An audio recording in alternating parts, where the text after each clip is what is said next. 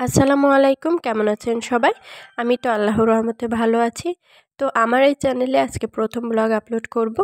তো আশা করি সবাই অনেক বেশি সাপোর্ট করবেন। অনেক ভালো লাগলে অবশ্যই বলবেন, আর ভালো না লাগলেও বলবেন কোথায় সমস্যা ছিল, কোথায় একটু ঠিক করলে ভালো হয়, এগুলো অবশ্যই ধরিয়ে দিবেন, যেহেতু আমার আগে কোনো এক্সপিরিয়েন্স নাই। তো যাই হোক, এই যে শুরু করলাম ব্লগটা প্রথম সকাল থেকে। আমার হাজব্যান্ড ডাকে গিয়েছিল, সেখান থেকে মাছ নিয়ে আসলো। মাছগুলো অনেক টাটকা ছিল আর মূল্যটাও সাশ্রয়ী ছিল।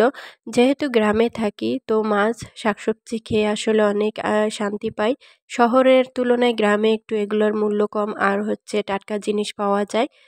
তো এর সাথে এই যে কিছু ফল এনেছিল, আমার ছেলেটা খুব ফল পছন্দ করে। তো এজন্য আর কি বাজারে গেলে তো ওর জন্য কিছু ফল নিয়ে আসে।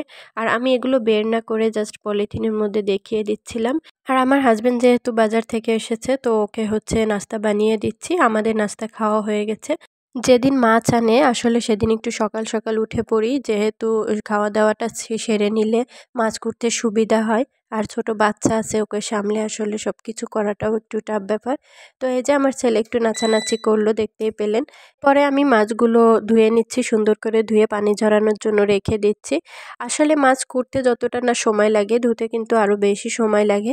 কারণ মাছ যদি পরিষ্কার করে ধোয়া না হয়, তাহলে কিন্তু সেই মাছ খেতে ভক্তি লাগে না। এরপরে হচ্ছে মাছ টাছ ধোয়া হয়ে গেলে আমি দ্রুত রান্না চড়িয়ে দিলাম।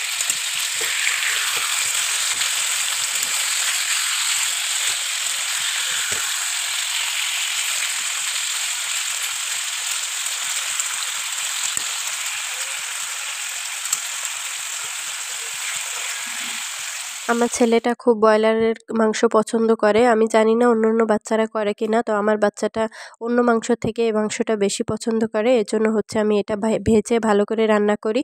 আর পোলাও রান্না করব আজকে। তো পোলাও রান্না করার জন্য আমি চালটা ভালো করে ধুয়ে নিয়েছি। আর হচ্ছে আমি সবসময় রাইস কুকারে পোলাও রান্না করি।